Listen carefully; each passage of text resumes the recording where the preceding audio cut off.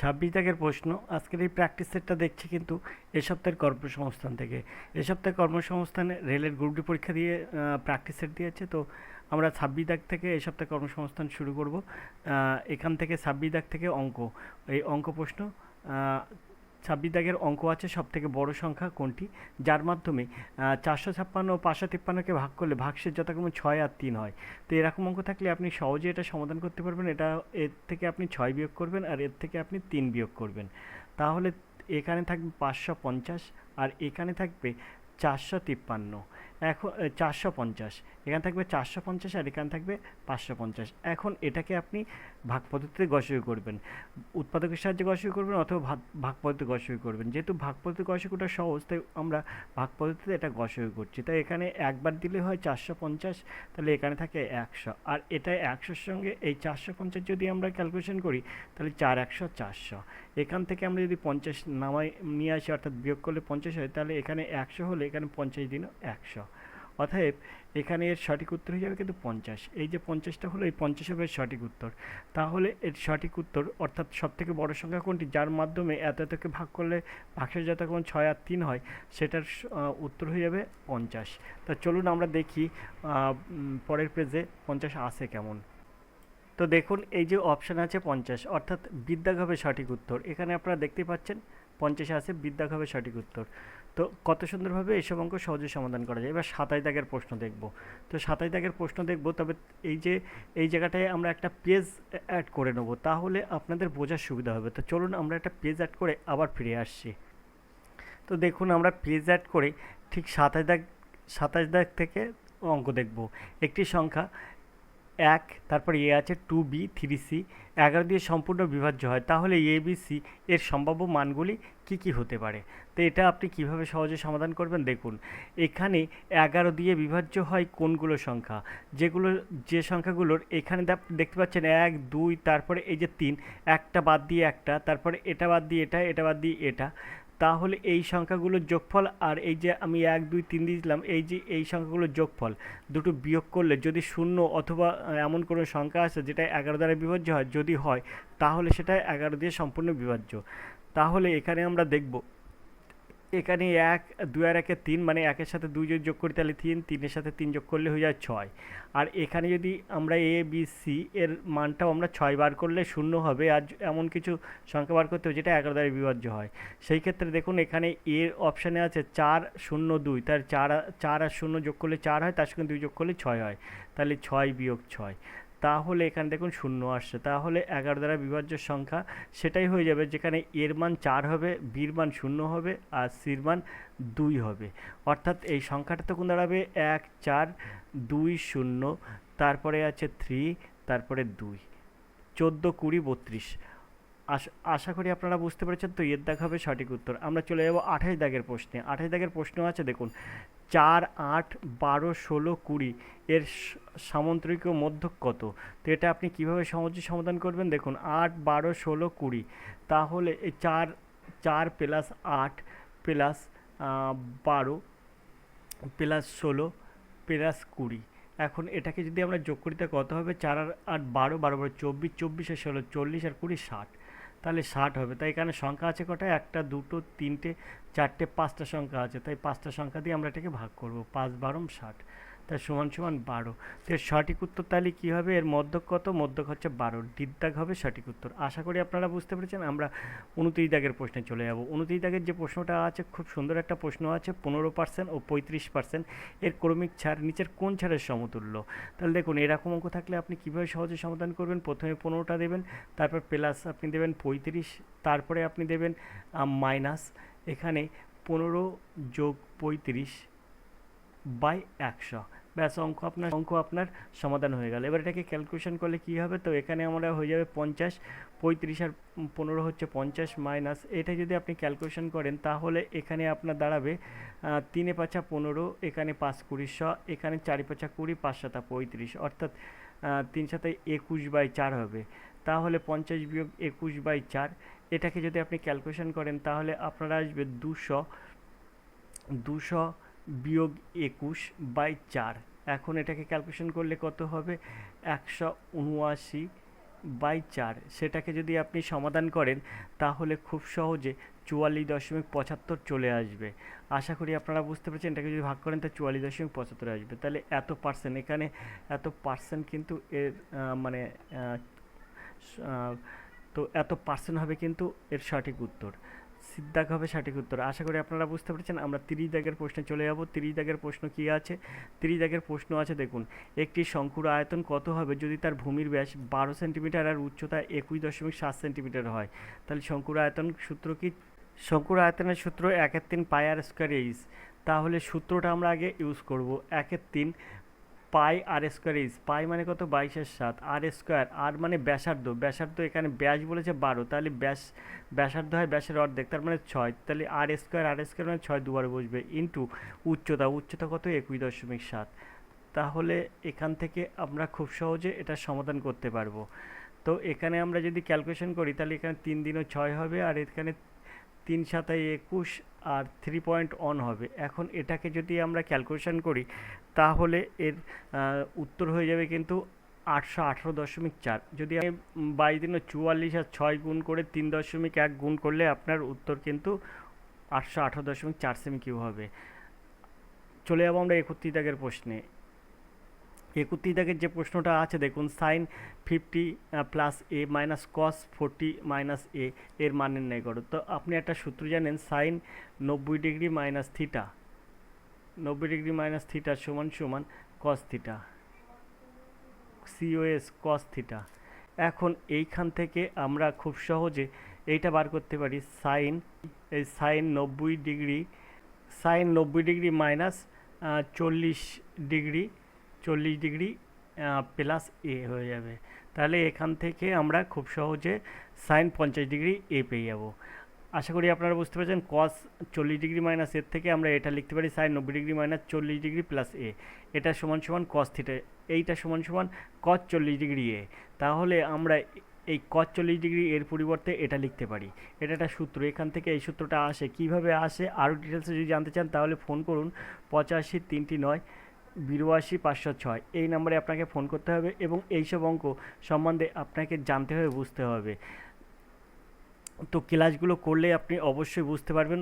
তার জন্য 85 309 82 506 এই নাম্বারে ফোন করুন। এখানে আমরা সাইন 50 ডিগ্রি প্লাস এ পেলাম, এখানে আমরা পেলাম কি minus sine 50 degree plus A. এটা যদি ক্যালকুলেশন করে 50 ডিগ্রি প্লাস এ এসে যায়, তাহলে এখানে সাইন 50 ডিগ্রি প্লাস এ, তারপর minus sine 50 degree plus A, এটা সমান সমান আপনার কী হয়? কেটে যায়, প্লাস মাইনাস কেটে যায়, তাহলে এটার উত্তর হয়ে যায় 0। তো এখানে বিদ্যা হবে সঠিক উত্তর। আশা করি আপনারা বুঝতে পেরেছেন। সবসময় মনে রাখবেন এইটার পরিবর্তে কিন্তু এটা লেখা যায়, আর এটা যে লেখা যায় সেই আমরা লিখতে পারি সাইন 50 ডিগ্রি প্লাস এ। তাহলে সাইন 50 ডিগ্রি, এখানে minus sine 50 degree plus A, আর এখানে sine plus sine 50 degree plus A, তাহলে এটা কেটে যায়। আশা করি আপনারা বুঝতে পেরেছেন। তো এখানে বিদ্যাগ হবে সঠিক উত্তর। আমরা চলে যাবো পরের প্রশ্নে, 32 দাগের প্রশ্নে। 32 দাগের যে প্রশ্নটা আছে দেখুন, গণেশ ও রাজেশের বয়সের অনুপাত 8:7 ও তাদের বয়সের যোগফল 90 বছর। 4 বছর পর তাদের বয়সের অনুপাত কত হবে? 4 বছর পরে। তাহলে গণেশ এবং রাজেশের বয়সের অনুপাত বলেছে কত? 8:7। তাহলে আমরা 90কে যদি এর আনুপাতিক ভাগার দিয়ে গুণ করি, তার মানে 8/8/7 দিয়ে যদি গুণ করি, তাহলে 6×15 = 90, 6×8 = 48। কার এটা? আনুপাতিক ভাগার উপরে আছে 8-এর। তাহলে গণেশের হবে কত? গণেশের হবে 48। গণেশের 48, তার রাজেশের কত হবে? যেহেতু ওদের বয়সের যোগফল 90, তাহলে এখানে হয়ে যাবে 42। 48 আর 42। এখন বলেছে 4 বছর পরে তাদের বয়সের অনুপাত কত হবে? তা 48-এর সঙ্গে 4 যোগ করলে কত হবে? তো এখানে যদি গণেশ দিই আর এখানে যদি রাজেশ দেই, তাহলে আমরা খুব সহজে এটা ক্যালকুলেশন করতে পারি। তাহলে 48-এর সঙ্গে আমরা কি যোগ করব? 4 যোগ করব। তাহলে 48 আর 4 কত হচ্ছে? 52। আর এখানে 42-এর সঙ্গে যদি আমরা 4 যোগ করি তাহলে কত হচ্ছে? 46, 46। তার মানে এদের অনুপাত তাহলে কত দাঁড়াচ্ছে? তাহলে এটা যদি আমরা কাটি, তাহলে 2 দিয়ে কাটলে 26 দিনও 52, আর 46কে 2 দিয়ে কাটলে 23। তাহলে হচ্ছে কত? 26:23। তো দেখুন এই সিদ্ধাগ হবে সঠিক উত্তর 26:23। 23:26 কিন্তু হবে না। আশা করি আপনারা বুঝতে পেরেছেন। আমরা চলে যাব পরের প্রশ্নে, 33 দাগের প্রশ্ন। একটি পণ্যের মূল্য 35% কমানো হয়েছে, প্রকৃত মূল্য পেতে নতুন মূল্যটি কত শতাংশ বাড়াতে হবে? 35% কমানো হয়েছে, মূল্য যদি 100 টাকা থাকে তাহলে 35 টাকা বিয়োগ করলে আপনার কত হবে? আপনার হয়ে যাবে 65 টাকা। এই 65 টাকা এখন বলছে প্রকৃত মূল্য পেতে, তাহলে 65 টাকা যদি হয় এখন, তার প্রকৃত মূল্য ছিল 100, তাই পেতে গেলে কত শতাংশ বাড়াতে হবে? তা 65 টাকার থেকে 100 টাকা যেতে গেলে 35 টাকা বাড়াতে হবে, তাহলে 65 টাকায় বাড়াতে হবে কত? 35 টাকা। 1 টাকায় বাড়াতে হবে কত? 35/65। আর 100 টাকায় বাড়াতে হবে কত? তাই ইন্টু 100। আশা করি আপনারা বুঝতে পেরেছেন। তো এখানে 5 তেরো 65 আর এখানে 5 সাতা 35, তাহলে 700/13। 700/13 এটাকে যদি আপনি ক্যালকুলেশন করেন তাহলে হয়ে যাবে 53 পূর্ণ 11/3, অর্থাৎ সিদ্ধাক হবে সঠিক উত্তর। আশা করি আপনারা বুঝতে পেরেছেন। এখান থেকে ক্যালকুলেশন করবেন, দেখবেন এটা পূর্ণসংখ্যাটা ভাঙালে 53.53 পূর্ণ 11/13% এর সঠিক উত্তর হয়ে যাবে, অর্থাৎ সিদ্ধাক হবে সঠিক উত্তর। আশা করি আপনারা বুঝতে পেরেছেন। আমরা 34 দাগের প্রশ্নে চলে যাবো। 34 দাগের যে প্রশ্নটা আছে দেখুন, একটি ট্রেন 80 সেকেন্ডে ও 60 সেকেন্ডে যথাক্রমে 600 মিটার ও 300 মিটার দৈর্ঘ্যের দুটি সেতু সম্পূর্ণভাবে অতিক্রম করলে ট্রেনের দৈর্ঘ্য নির্ণয় করুন। তা ট্রেনের দৈর্ঘ্য আপনাকে নির্ণয় করতে হবে। সবসময় মনে রাখবেন, ট্রেনের দৈর্ঘ্য ট্রেন যদি সেতুকে অতিক্রম করে তাহলে সেতু যোগ ট্রেনের দৈর্ঘ্য হয়ে যাবে ট্রেন দৈর্ঘ্য। সবসময় এটা মনে করবেন, সেতু যখন অতিক্রম করবে তখন ট্রেনের দৈর্ঘ্য যোগ সেতুর দৈর্ঘ্য। যদি খুঁটিকে অতিক্রম করে তাহলে শুধু ট্রেনের নিজের দৈর্ঘ্য হয়। এখানে যেহেতু 80 সেকেন্ডে ও 60 সেকেন্ডে যথাক্রমে 600 মিটার এবং 300 মিটার দীর্ঘ দুটি সেতু অতিক্রম করছে, ট্রেনের দৈর্ঘ্য কত? তা ট্রেনের দৈর্ঘ্য আপনি মনে করুন ট্রেনের দৈর্ঘ্য এক্স মিটার। এখন যদি ট্রেনের দৈর্ঘ্য এক্স মিটার হয় তাহলে এখানে প্রথম ক্ষেত্রে 80-র সঙ্গে 600 মিটার দীর্ঘ সেতু, তাহলে 600 প্লাস এক্স, তাহলে 80 সেকেন্ডে যায় এত মিটার, 1 সেকেন্ডে যাচ্ছে কতটা? তাহলে 80টা নিচে চলে আসবে। আর দ্বিতীয় ট্রেন হচ্ছে কি হচ্ছে 60 সেকেন্ডে যাচ্ছে 300 মিটার, তাহলে 300 মিটারের সঙ্গে তার সেতুর দৈর্ঘ্য তার সঙ্গে ট্রেনের দৈর্ঘ্য, তাহলে 300 প্লাস এক্স বাই কত? বাই হচ্ছে এই যে 60। আশা করি আপনারা বুঝতে পেরেছেন। তো এই দুটো যোগ করব আমি।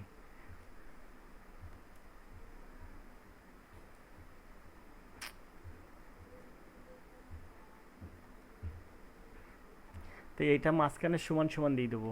এখন এখান থেকে আমরা এই শূন্য আর এই শূন্য কেটে দেবো, দিয়ে এখানে আমরা 4 দিনও 8 করতে পারি, 3 দিনও 6 করতে পারি। তো এটার সাথে এটা গুণ হয় আর এটার সাথে এটা গুণ হয়। আশা করি আপনারা বুঝতে পেরেছেন। তো এরকম কোনাকুনি কিন্তু গুণ হয়।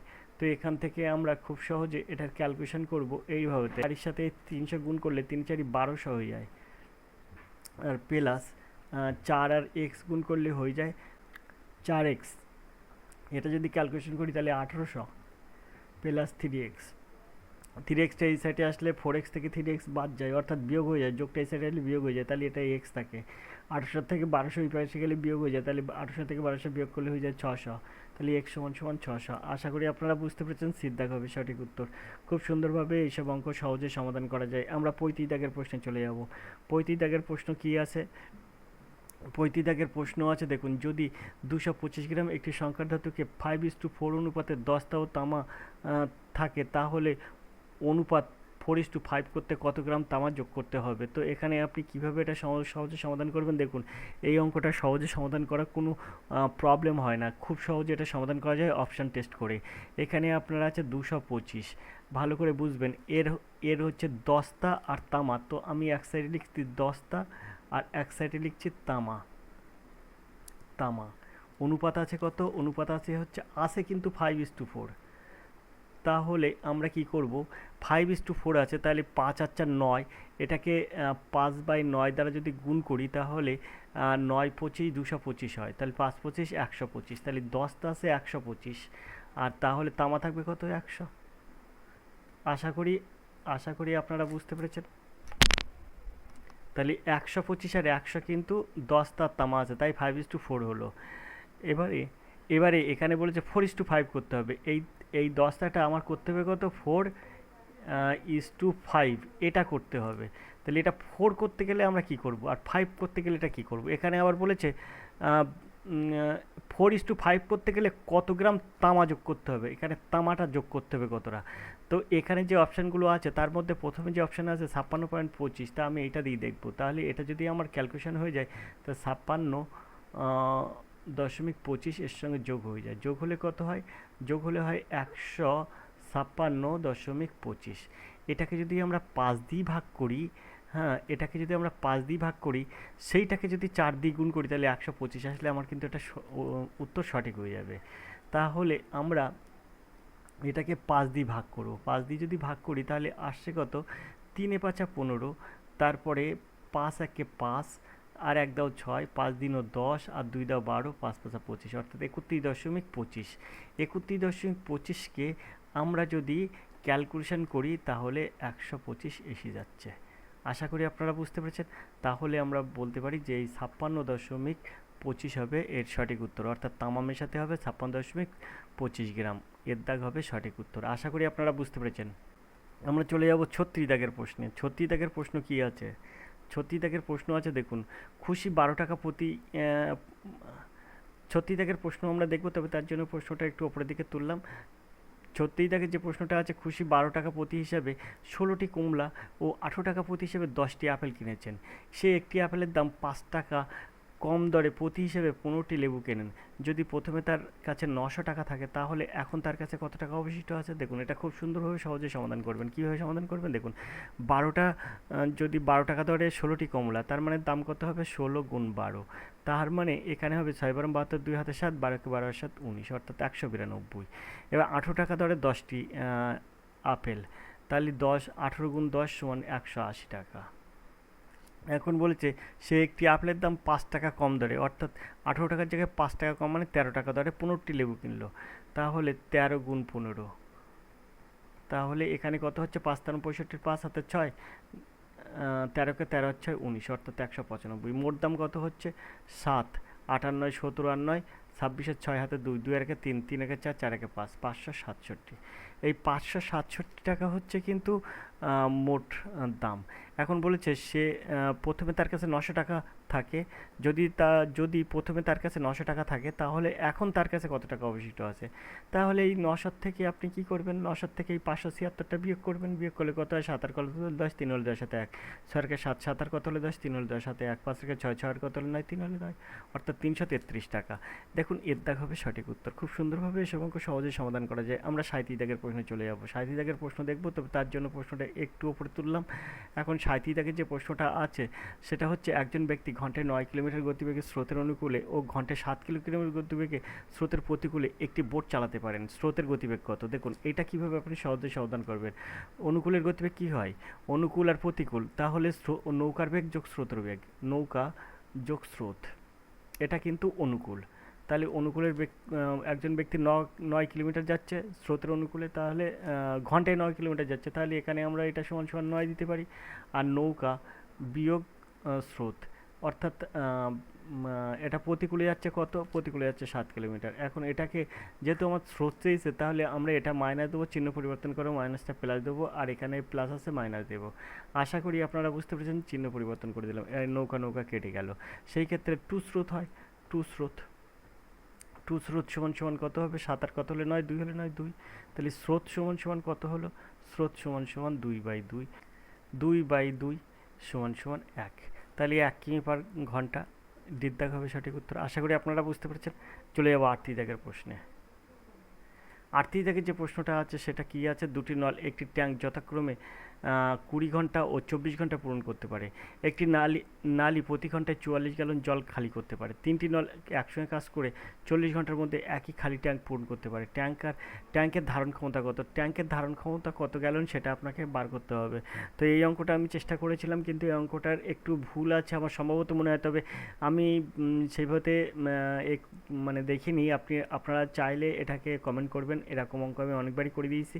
তো 38 দাগের সঠিক উত্তরটা অবশ্যই কমেন্ট করবেন। আমরা 39 দাগের প্রশ্নে চলে যাব। ঘন্টায় 110 কিলোমিটার ও ঘন্টায় 90 কিলোমিটার গতিবেগে একই দিকে চলা দুটি ট্রেন 54 সেকেন্ড একে অন্যকে সম্পূর্ণভাবে অতিক্রম করে। প্রথম ট্রেনের দৈর্ঘ্য 130।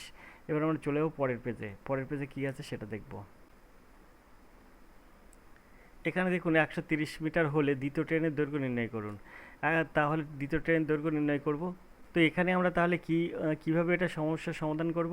এস সমান সমান ডি/টি, এই সূত্রটা আমরা এখানে ইউজ করব। 110 কিলোমিটার বলছে, আর 90 কিলোমিটার পার গতিবেগে যাচ্ছে, তার মানে এটা এসের মান কী হবে? এই দুটোর বিয়োগফল, যেহেতু একই দিকে যাচ্ছে তাহলে 90 আর 110-এর বিয়োগফল কত? 20 কিলোমিটার পার ঘন্টা। যেহেতু এটা 54 সেকেন্ড আর এটা 130 মিটার আছে, তাহলে এটা হচ্ছে সেকেন্ড আর মিটার আছে, তাহলে অবশ্যই এটাকে আমরা মিটার পার সেকেন্ডে প্রকাশ করব। তাহলে এখানে আমরা কি করব? 5/18 দিয়ে গুণ করব। এখন এটা সমান সমান ডি বাই টি, ডির মান কত, ডির মান একটা ট্রেনের দৈর্ঘ্য 130, তো আমরা 130 দেবো, আর একটা ট্রেনের মান আপনার বার করতে বলেছে সেটা আমরা এক্স ধরবো, বাই কত, বাই হচ্ছে টি, এই যে টি আছে টি দেবো, টি কত, টি আছে 54 সেকেন্ড, তাই আমরা এখানে 54 দেবো। এইসব ক্যালকুলেশন যদি আপনারা না জানেন তাহলে কিন্তু কোনো মতেই অঙ্ক সম্ভব না, আর সেটা আপনাদের কাছে সেটা আপনি সহজেই ক্যালকুলেশন করতে পারবেন যদি আর এডুকেশন স্কুলের হাত ধরেন। চলুন আমরা এটা ক্যালকুলেশন করি, 3×18=54, অর্থাৎ 3 হয়ে যাবে। সেই ক্ষেত্রে 5×20 100, 100-এর সঙ্গে 3 গুণ করলে হয়ে যাবে 300, তাহলে 130x এই দিকে থাকে, 130 প্লাস এক্স হলো, আর এটা সমান সমান হলো 5×100 3×100 300। আপনারা অবশ্যই জানেন এটা কোনাকুনি গুণ হয়, এর সাথে এটা আর এটার সাথে এটা কোনাকুনি গুণ হয়। তাহলে এখান থেকে আমরা খুব সহজে এক্স সমান সমান 300 বিয়োগ 130 করব। তাহলে এটা কত হবে, 130 থেকে 300 বাদ গেলে থাকে 170, তাহলে এর সঠিক উত্তর হয়ে যাবে এক্স সমান সমান 170 মিটার। চলুন আমরা দেখি ওই পেজে কি আছে।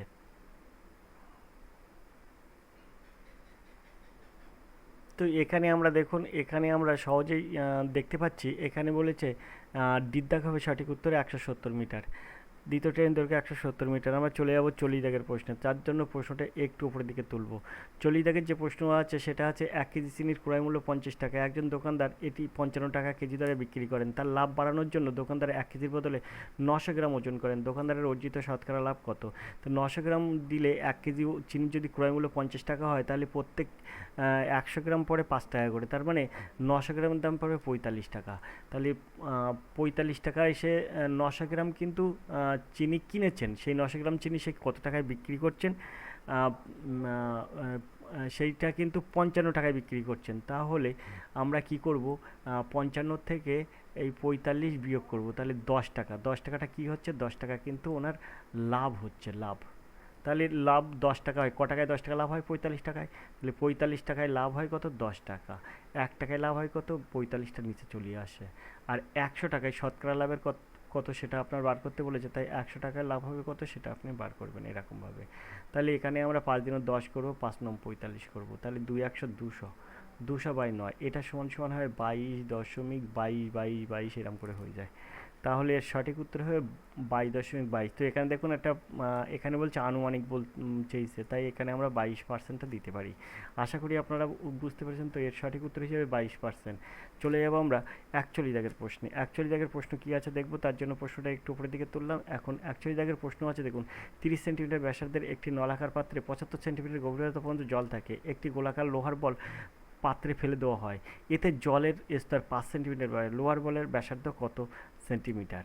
তো এখান থেকে এই অঙ্কগুলো কিন্তু আমরা পরের ক্লাসে করব। আজকের ক্লাসে আমরা এই পর্যন্ত রাখছি, দেখতে থাকুন আর এডুকেশন স্কুল।